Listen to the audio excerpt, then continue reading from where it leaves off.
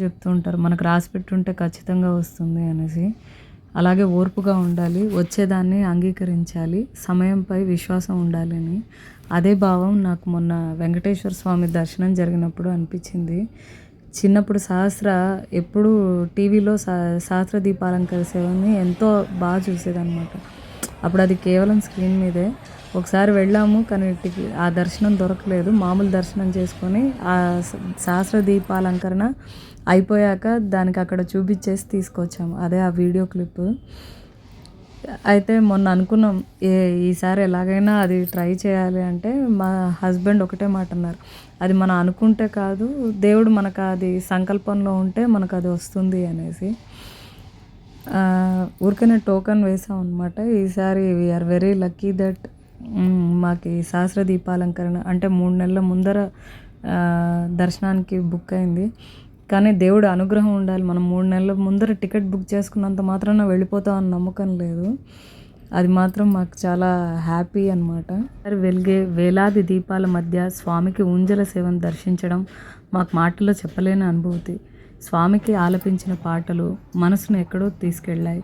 ఎన్నో సంవత్సరాల తర్వాత కొద్ది గంటల్లోనే దర్శనం లభించడం మాకొక వరం.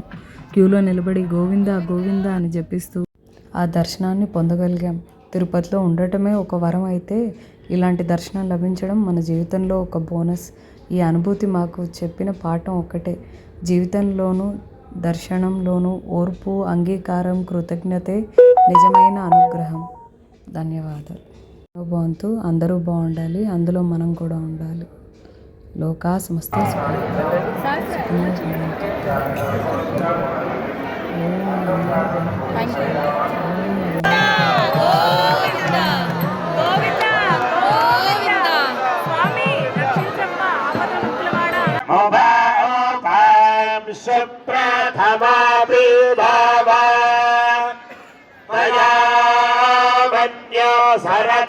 सरथमरुजन्तो हर्षानुषके साज्ञामदा समार्यन्त्वया युजा सहस्कृतेन सह सहस्वता